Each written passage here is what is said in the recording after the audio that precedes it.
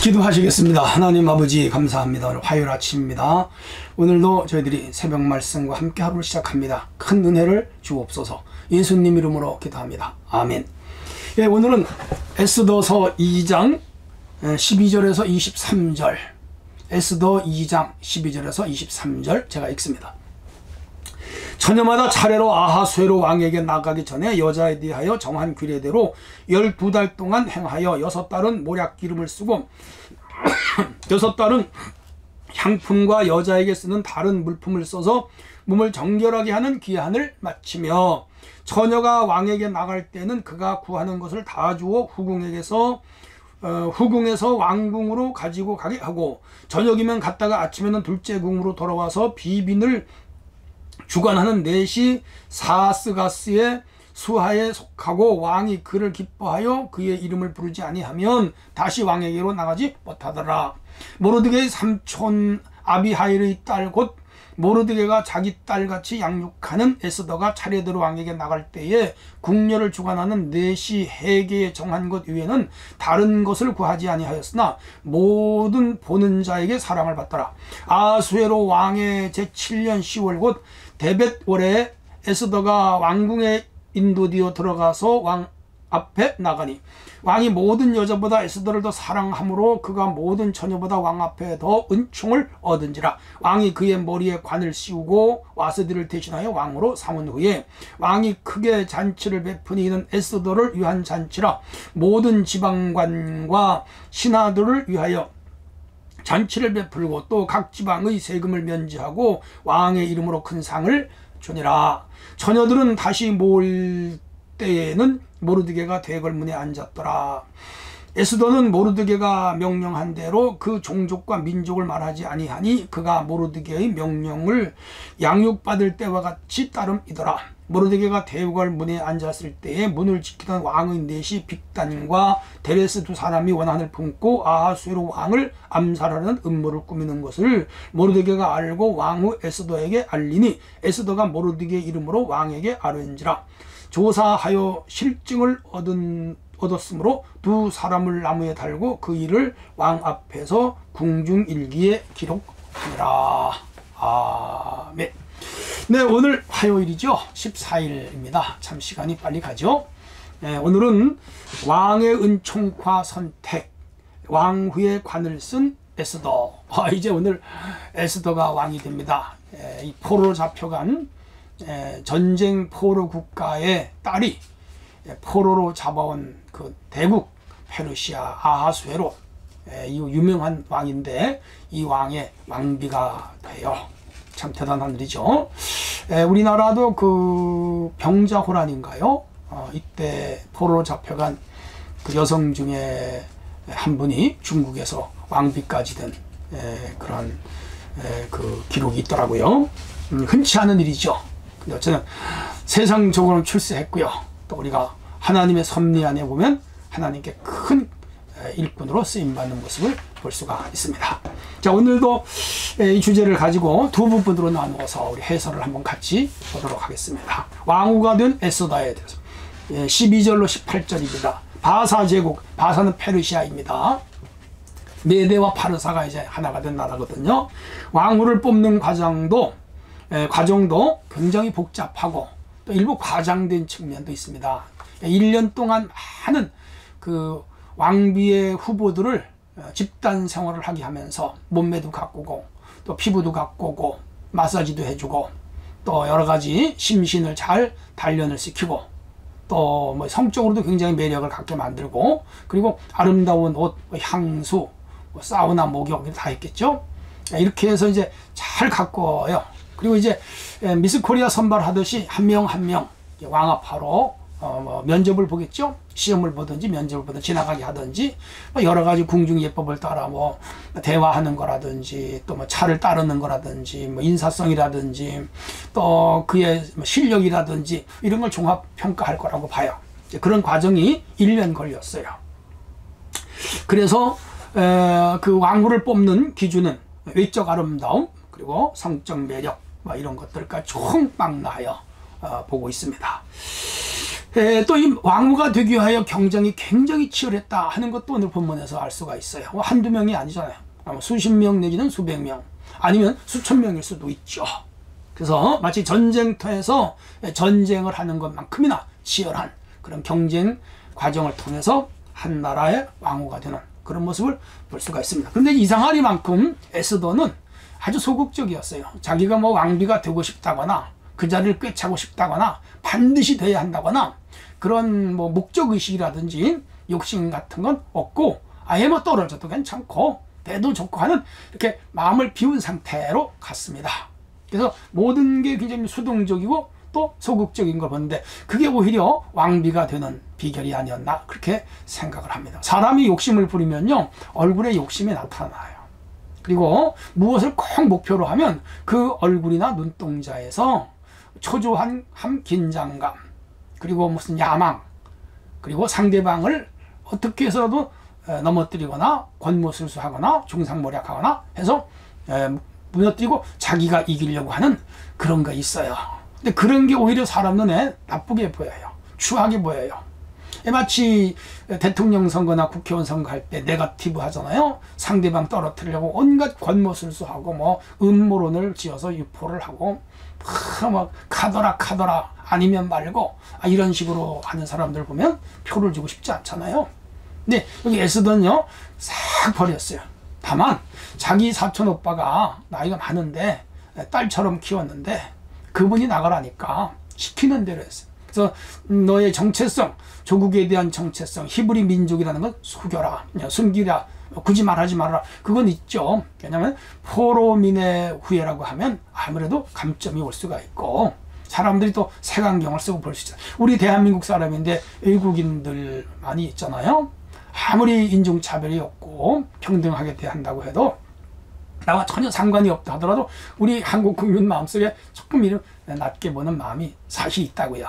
그러니까 이 에스더도 그런 그런 받거나 대우를 받을까봐 아마 모르드게가 조심시킨 것 같아요. 근데 이 모르드게의 말을 에스더는 잘 따랐어요. 지혜죠.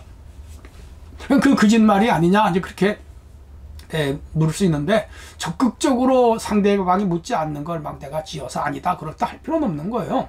물으면은 비켜가든지 상황 윤리에 따라서 적절하게 대하든지 아니면 그게 양심적으로 어려면 솔직하게 구해서 상대방의 양해를 구하든지 그러면 되고 묻지 않는 말을 자기가 먼저 나서서 변명할 필요는 없는 거죠. 그런 과정. 또 하나는 하나님께서 이 아하수에로 왕과 또 시험하는 시험관들을 통해서 그 민족의 정체성을 묻지 않게 했어요.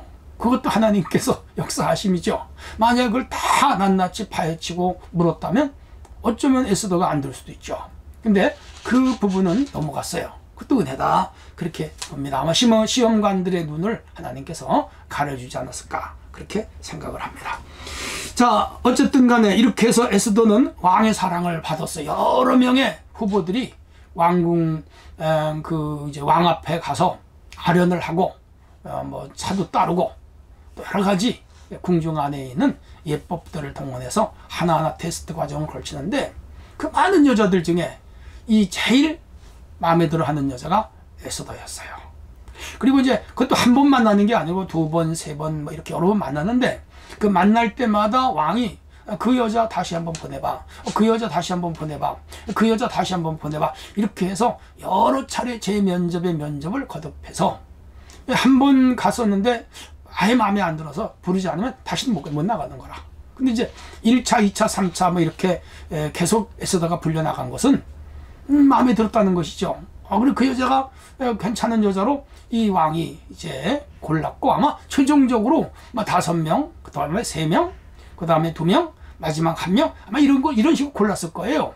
왜냐하면 왕비를 고르느리니까 절대 군주가 그렇게 해서 최종 합격자로 딱 1명 뽑는데 에스더가 뽑혔어요. 하나님은 했죠. 이건 우연이 아니에요. 하나님의 섭리고 하나님의 뜻이고 하나님의 계획이에요. 하나님의 계획은 뭐예요? 지금 하만이라는 자가 히브리 민족을 어떻게 해요? 모함을 해서 다 몰살시킬 작정, 그 프레젠테이션을 해가고 있어요. 계획을 세우고 그 일을 진행 중에 있어요. 근데 그 일을 막아낼 수 있는 사람은 누구밖에 없어요? 왕비쯤 되는, 왕이나 왕후쯤 되는 사람 아니고는 그 히브리 민족을 구해낼 수가 없는 거라. 이렇게 해서 하나님이 이 에스더를 왕비의 자리에 들여보내는 것이죠. 하나님은 주의 백성들을 보호하세요. 돌아보세요. 그래서 이미 바벨론 포로 생활을 끝나고 본국으로 돌아간 사람들도 렘넌트라 그랬죠. 남은 자로 구원했지만 이 페르시아 땅에 남아있는 그 백성들도 렘넌트들이에요. 하나님의 백성들, 하나님이 그들을 보호하시는. 왜? 아브라함과 이삭과 야곱으로 더불어 언약한 언약을 하나님은 지키는 것이죠.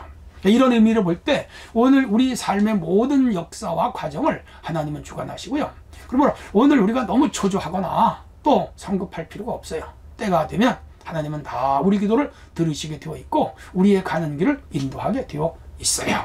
그냥 인내하면서 때를 기다려요. 그게 카이로스의 시간이죠.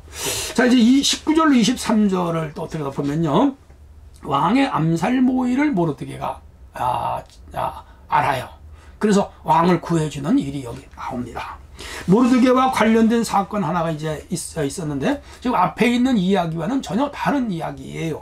즉 에스더가 왕후가 된 이야기하고는 전혀 다른 이야기입니다. 자, 이 모르드게는 어제도 말씀드렸습니다만은 이 에스더의 사촌 오빠, 그러니까 이 에스더의 삼촌의 아들이에요. 나이 차이가 굉장히 많아요. 아마 내가 보기엔 어제도 말씀했지만 20, 30살 차이 날 거예요. 그래서 모르드게가 오빠지만은 아버지처럼, 그리고 에스더는 일찍 부모를 여의고 그냥 오빠를 아버지처럼 그렇게 여기면서 살았어요. 그러니까 이제 모르드게가 에스더에게는 은인이죠. 자, 그렇게 해서 자기 그 사촌 여동생을 왕비로 삼는 모든 과정에 에스더가 뒤에서 기도 많이 하고 그 수시로 안부를 묻고 그 일이 어떻게 될까 굉장히 궁금했죠. 자주 후궁들을 찾아가기도 하고 이 에스더에 대한 소식도 묻고, 왜? 1년간 그 과정을 거쳤으니까. 자, 그런데 이 모르드게는 그 수산궁이죠. 거기가 오늘로 말하면 수도인데 거기 궁의 문지기로 있었거든요. 문지기는 들어가고 나가는 사람들의 이야기를 듣고 거기가 여론이 형성이 되거든요. 아고라와 같은 곳이에요. 장터와 같이. 저녁에 그 왕궁 그 문 앞에는 많은 사람들이 왔다 갔다 하고 또 뭐 벤치가 있고 모여 앉아서 삼삼오오 세상 돌아가는 이야기들 하고 이런 정보 저런 정보가 흘러넘치는 곳이거든요. 오늘로 말하면 아파트 수위, 큰 건물 수위 같은 거죠. 그런데 어떤 두 사람이 역적 모의를 해가지고 이제 왕 아하수에를 죽이려고 하는 거를 이 사람이 정보를 얻었어요. 귀한 정보죠. 그렇게 해서 그 정보를 왕비인 에스더에게 얘기를 해줬어요. 자기 동생이니까 누가 지금 왕을 죽이려고 암살 모의를 하고 있다. 그래서 그 이야기를 이제 그 왕에게 하고, 그래서 왕궁이 발칵 뒤집혔겠죠. 그렇게 해서 이 에스더가 모르드게에서 여기서 얻은 정보를 가지고 이 진짜 범인을 색출해내는데 찾았어요. 그리고 찾아보니까 맞아, 그 정보가 진짜였어. 그러니까 모르드게는 아하수에로 임금의 생명을 구해준 은인이 된 거죠. 근데 이게 좀 크게 돼서 특필이 되어가지고 모르드게에게 큰 상도 내리고 귀한 자리도 주면 좋은데 그 왕궁에서 이게 밖으로 새 나갈까봐 쉬쉬하면서 그냥 덮어버리고, 다만 궁중일기에만, 우리 조선시대로 말하면 이제 무슨 궁중일기 있잖아요. 이런 걸 여기다가 기록만 했었어요. 그리고는 이 모르드게 아무 상도 주지 않았어. 근데 이게 이제 얼마 후에 그 하만이라는 자가 이스라엘 백성들을 죽이려는 음보를 이제 진행할 때 아하수에로 임금이 어느 날 저녁에 잠이 안 와가지고 궁중일기를 신하에게 읽어라. 그런데 요 대목이 나왔어요. 그래서 그러면 그 자에게 상을 줬느냐, 모르드게에 상을 줬느냐, 안 줬다는 거라. 이렇게 하면서 이제 모르드게가 상을 받고 역전 상황이 뒤집히는 그런 역사가 일어나요. 참 하나님께서 이 섭리하시는 건 참 놀라워요. 그걸 우리 기적이라 그래요. 그러니까 여러분 개인사적으로나 가정사적으로나 참 힘들고 어려운 복잡한 일이 있어도 모든 것이 합력하여 선을 이루게 하시는 하나님의 프로비던스가 있어요. 그게 이제 섭리라고 그러잖아요. 교회도 마찬가지입니다. 그러므로 우리는 언제나 지금 당장 초조하거나 압박을 받거나 또 너무 이렇게 덤비지 말고 끈기 있게 꼭 참고 견디면 때가 되면 하나님께서 높일 일은 높여주시고 해결할 일은 해결해 주시고 상 줄 일은 상을 주시고 축복할 일은 축복하시고 기적이 필요하면 기적을 주시고 그렇게 해서 영혼이 잘 되고 범사가 잘 되고 강건하게 하시고 궁극적으로 우리를 구원하십니다. 이런 믿음 가지고 매일 살아가기를 바랍니다. 하나님 감사합니다. 오늘 하루도 말씀 안에서 승리하게 하옵소서. 예수님 이름으로 기도합니다. 아멘.